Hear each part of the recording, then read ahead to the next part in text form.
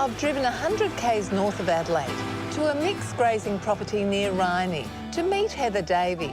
She has a well-deserved reputation for producing magnificent displays of colour, mostly with bulbs, but there's also plenty of other flowering beauties. This garden has been here since 1972 when the house was built, but some of the plants go back 4 generations. Spread over a hectare, Heather's garden is a romantic country-style garden with large open areas and mass-planted deciduous trees underplanted with bulbs and perennials. Well, it was well worth the trip. I'm glad. And so many different varieties of daffs. Tell me about some. Oh, I know the remember names of some. King Alfred's, of course. There's Ice King, Ice Follies, Isabella, Hessler, Seafire. And Grand Monarch jonquils at the back too? Yes. It's gorgeous. This whole planting of bulbs on this property, it came out of a bit of a tragedy, didn't it, Heather?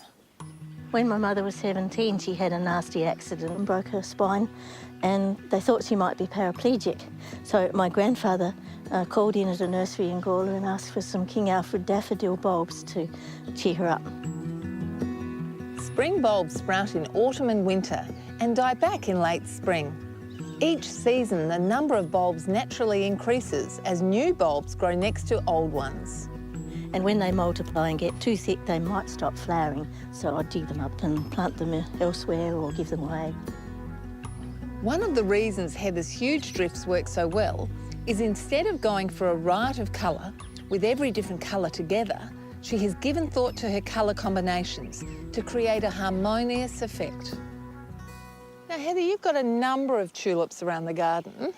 Yes. They can be a bit of work in South Australia's hot, dry climate.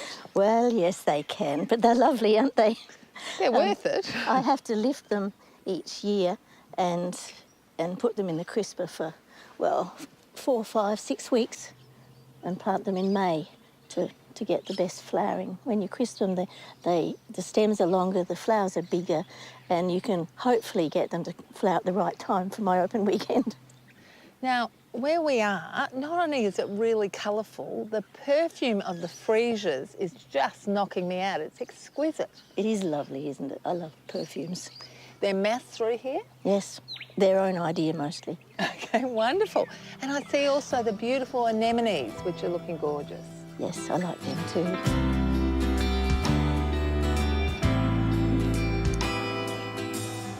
I love this area of the garden with the water feature. Yes, it's nice, isn't it?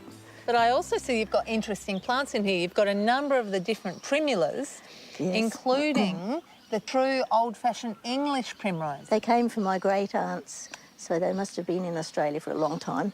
And one of the bulbs in your garden that seems to tie lots of areas together is the Ipheion or spring flower. Yes, you're right. I feel it ties it all together, and the pale blue blends all the colours in somehow or other. It softens everything. And the flowers do actually have a lovely, soft, sweet scent, but you've got to be down on your tummy to notice that. Here's a bulb you might not have seen before, Roman hyacinth. You can see the similarity with the common hyacinth, and it has the same beautiful scent. But the Roman's inflorescence is much more open and delicate, and it spreads more quickly. Some of the original daffodil bulbs and the Roman hyacinths came from my great-aunts, and the Roman hyacinths have just multiplied by the 1,000. It's a garden of memories, really. My parents planted the big silver birch in about 40 years ago. My mother planted all the cyclamen and found they would do well outside.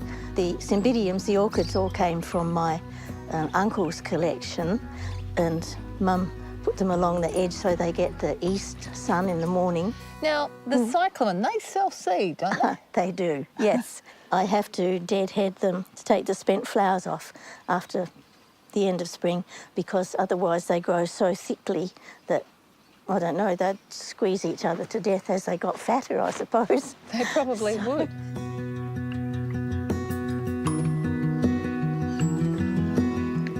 It must be lovely to sit out here with all your memories. Yes, it is, but I don't sit here often. When I have visitors, that's lovely. But by myself, I see things to do. And you're always busy out in the garden? Yes. I'm not surprised. Heather opens her garden every year as a fundraiser for charity. If you can get yourself to this part of the world near Rhynie in South Australia on the first weekend in September, do so. However far you come, the trip will be worth it.